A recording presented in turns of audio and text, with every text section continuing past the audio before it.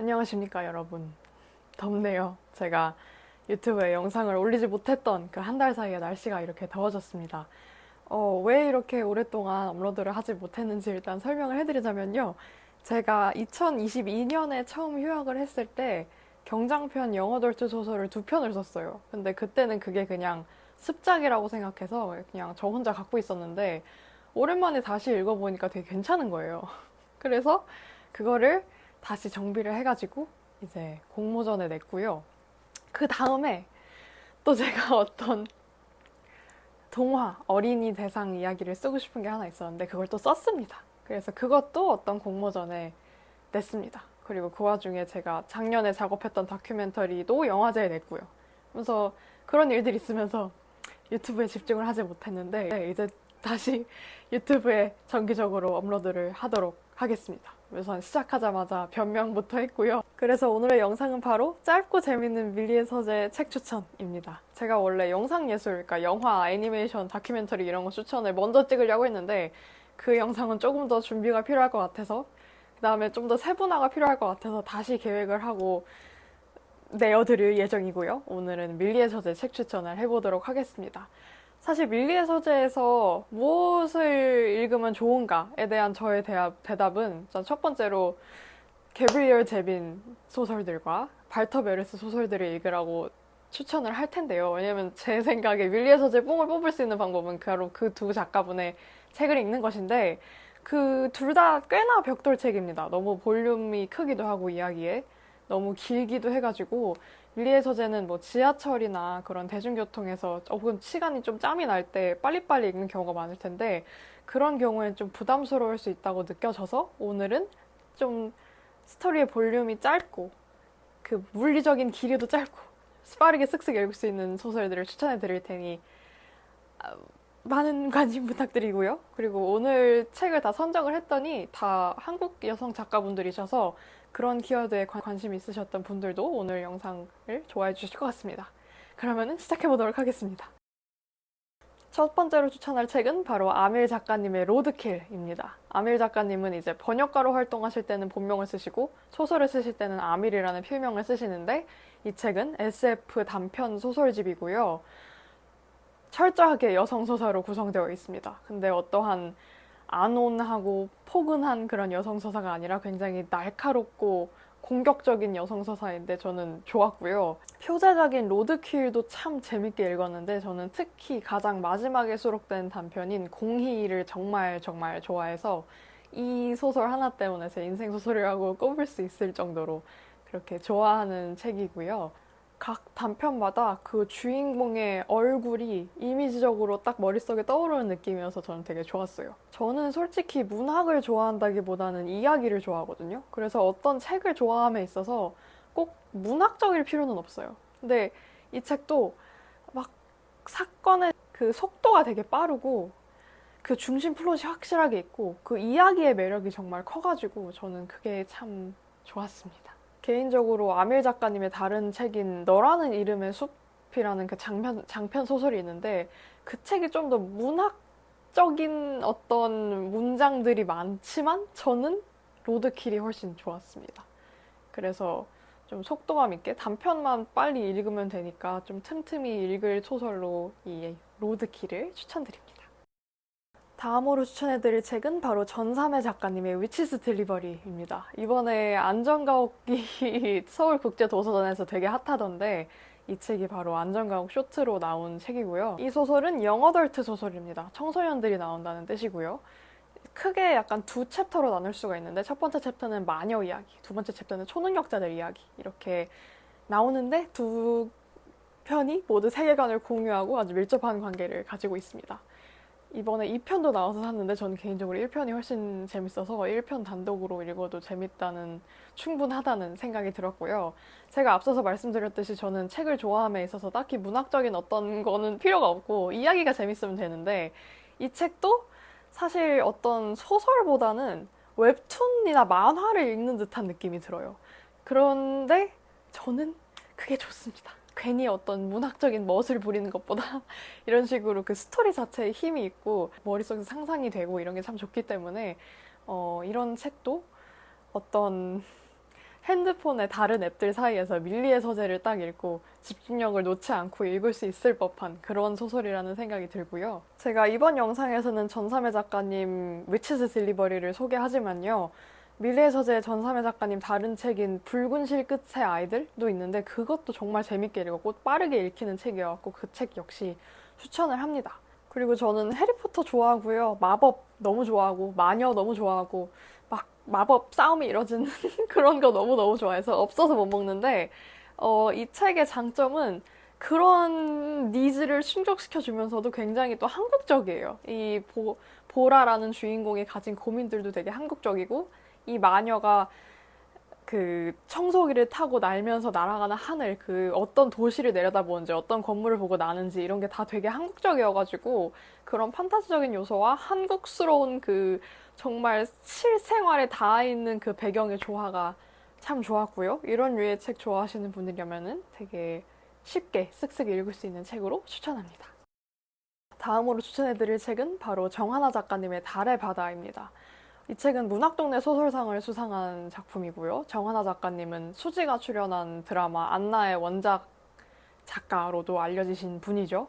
근데 이제 그 작가님의 데뷔작인데 저는 이걸 너무 재밌게 읽었어요. 카메라를 약간 조정했습니다. 하여간 이게 무슨 내용이냐면 이 기자를 계속 실패하고 있는 백수 은미가 할머니로부터 미션을 받게 됩니다. 바로 이제 사라진 고모가 사실 자기가 우주 비행사를 하게 되었다 라는 편지를 할머니한테 보내오고 있었고 그 이모를 한번 이렇게 만나보고 와라 이런 미션을 받게 되는데요. 이제 은미는 그런 이 고모의 편지를 믿지 못합니다. 왜냐면 고모는 거짓말을 참 잘하는 사람이거든요. 그래서 그렇게 의심을 가득 품은 채로 자기 친구 미니랑 함께 미국으로 가서 고모를 찾게 됩니다. 그리고 이제 이 미니는 그 메일 투 피메일 트랜지션을 준비하고 있는 상태이고요. 그런 인물들이 모여 있고 그리고 이제 고모의 아들도 있는데요. 고모의 아들은 이 여정에 함께 떠나지는 않지만 하여간 고모의 아들이고 근데 고모를 못 본 채로 이제 되게 의기소침한 상태로 집에서 지내고 있던 상태였죠. 이제 이런 인물 소개들을 들으시면은 이게 대체 어떤 형태의 인물 관계도지? 하면서 약간 헷갈리실 수도 있지만요. 아무튼 이런 인물 관계도로 진행이 됩니다. 네, 여러분 아시죠? 제가 순문학 잘 안 좋아하고 제가 순문학을 추천한다면 그것은 정말 좋은 소설이기 때문에 추천을 하는 것인데 이 소설 참 좋았습니다. 어떤 면에서 좋았냐면요. 결국 뭐랄까요. 각자의 실패를 안고 있는 등장인물들이 그럼에도 불구하고 나아가는 것이 참 와닿았습니다. 그런데 이게 이렇게 말하면은 좀 상투적이잖아요. 그런데 이 책에서 읽히는 이런 실패를 대하는 태도들이 전혀 상투적이지 않고 저는 되게 마음에 깊이 남았어요. 그래서 사실 그렇게 읽는데 품이 많이 드는 소설이 아니거든요. 그냥 쓱쓱 읽히고 그렇게 길지도 않고. 그런데 그런 투자한 저의 그런 독서 머리에 비해서 얻는 건 참 많은 경험이었기 때문에 여러분들께도 참 추천하는 책입니다. 다음으로 소개할 책은 바로 천선란 작가님의 이끼숲입니다. 한참 망한 미래에서 지하도시에 있는 그런 청소년들, 아이들의 선택이 얽히고 그러면서 일어나는 일들을 담은 소설인데요. 저는 또 그런 거 너무 좋아하기 때문에 청소년들이 주인공인 걸 참 좋아하고 저는 그러면서 또 그런 망한 미래 이런 것도 좋아하기 때문에 재밌게 읽었습니다.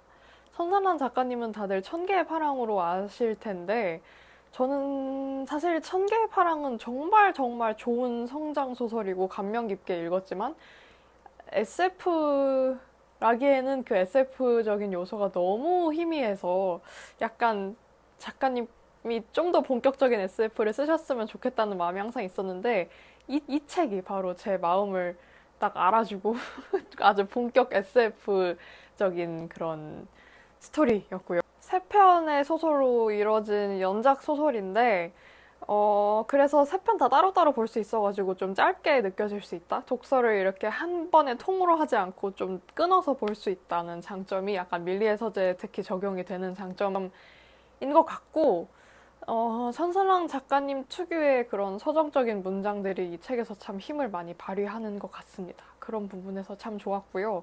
등장인물 모두에게 너무 마음이 가고 애들을 너무 응원해주고 싶고 정말 처참하게 망가진 세상에서 아이들이 어떻게 살아갈 것인가. 근데 이제 소설 속의 아이들은 절대 굴복하지 않죠. 그리고 사실 현실의 아이들도 절대 그런 망가진 현실에 굴복하지 않을 거고요. 그런 면에서 참 좋았고, 저는 막 이런 지하 도시 묘사부터 너무너무 그런 거 너무 환장하는 사람이기 때문에 너무 책도 참 좋았고, 지금 사실 오늘 추천해드리는 책이 모두 그렇긴 한데, 밀리의 소설을 먼저 읽었지만, 소장을 항상 고민하는, 구매를 고민을 하는 그런 책 중에 하나이고요. 저는 청선한 작가님이 이런 이끼숲 같은 방향으로 나아가셨으면 좋겠습니다. 청선한 작가님 책을 거의 소장을 하고 있는데, 뭔가 살짝씩 아쉬웠던 게 이 책에서는 딱 해소가 되는 느낌이었어서 참으로 추천하는 그런 책입니다. 마지막으로 추천해드릴 책은 바로 이종산 작가님의 도서부 종이접기 클럽입니다. 청소년 소설이고요. 오늘 청소년 소설이 많네요. 제가 앞서 보셨으면 아시겠지만 청소년 대상 소설을 쓰고 약간 그런 어린이 청소년 대상 작품을 하는데 관심이 많아서 청소년 소설을 많이 읽어봤어요. 근데 사실 굉장히 실망스러운 경우가 많아요. 근데 이 책은 재밌었다. 그리고 되게 의미 있고 등장인물 캐릭터들 되게 정말 현실의 청소년 같고 애들이 너무 멋있고 그 모험을 해내는 게 이 책이 단순히 도서부 종이접기 클럽이라고 나와 있기 때문에 또 약간 종이접기 하는 그런 힐링 스토리처럼 비춰질 가능성이 있는데 사실 약간 호러? 귀신 요소가 섞여 있고요.